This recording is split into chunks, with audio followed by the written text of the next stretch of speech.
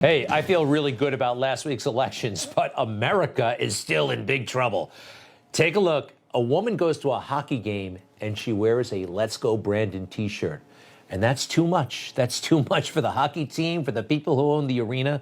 This actually happened in Wichita, Kansas, at a Wichita Thunder game. She's wearing a Let's Go Brandon shirt and they take her out.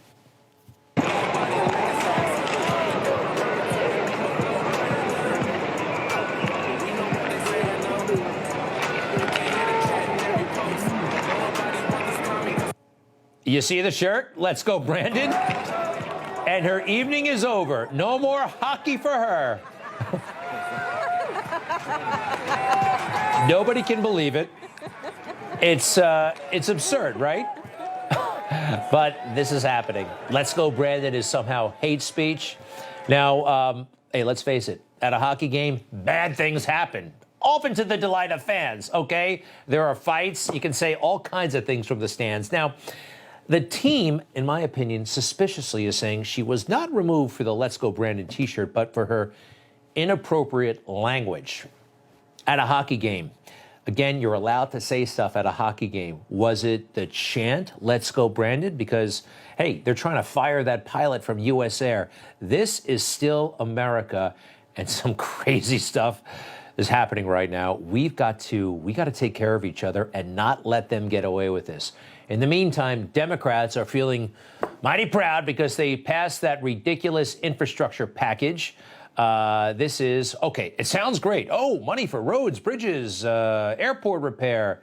No, the fine print is weird. And some of this climate change stuff, this is not a good bill. It boosts the deficit by, what, $250 million? And let's face it, Joe Biden, Kamala Harris, Pete Buttigieg, the Democrats in Congress, they may call it Build Back Better, but they know nothing about building anything. These are career politicians. They know how to ask for money. They know how to do favors and ask for favors and ask then for more money and say things that they think will get people to like them.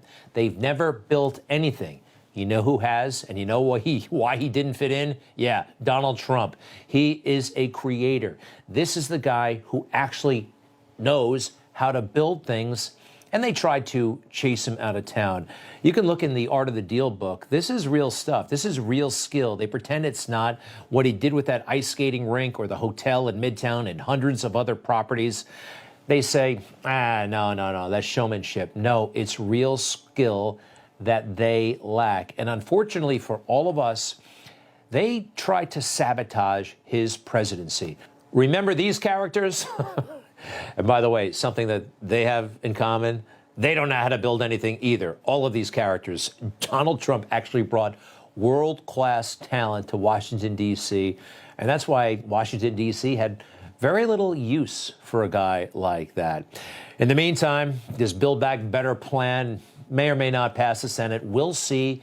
COVID remains something that they're fixated on, exploiting it, I believe, exploiting it because, look, they think it will keep them in power because it helped get them into power.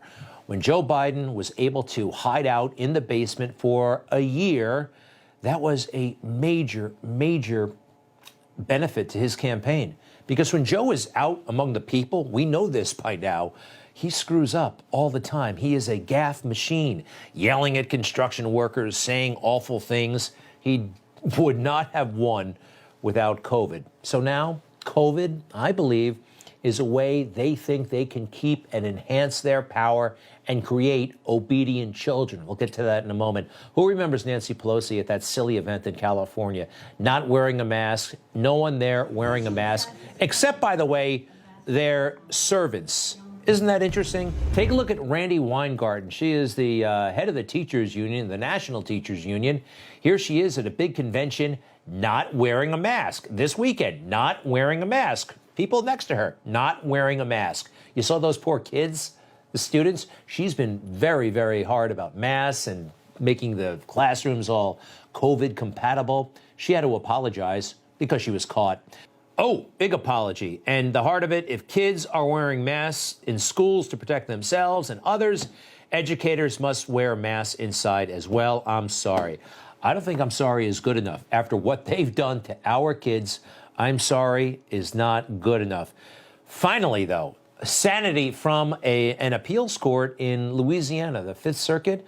They stayed the vaccine mandate. A three-judge panel. The petition was filed by business groups, religious groups, advocacy groups, several states.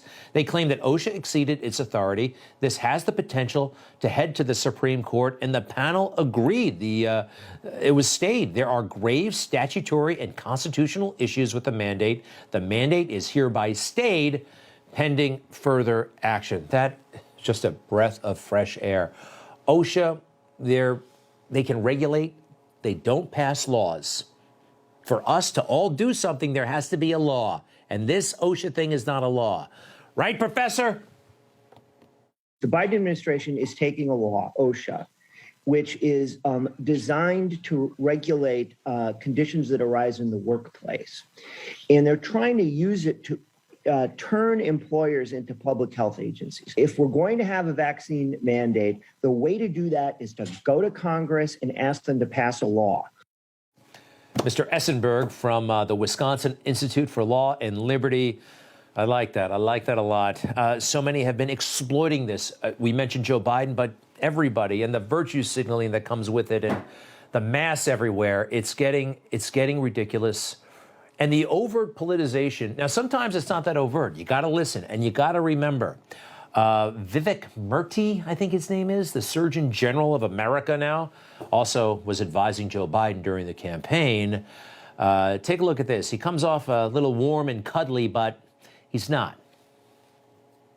The Fifth Circuit Court of Appeals yesterday blocked the mandate, citing grave and statutory and constitutional issues. I know you're not a lawyer, but is the administration confident this can survive the legal challenges? Well, Martha, the president and the administration wouldn't have put these requirements in place if they didn't think that they were appropriate and necessary. And the administration is certainly prepared to defend them.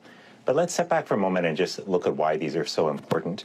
Throughout our history, we've seen that we have used vaccine requirements to protect the population. Okay. Started back with George Washington, in fact. He sounds very reasonable, right? He is a brutal political player. Absolutely. And he did Joe Biden's bidding during the campaign.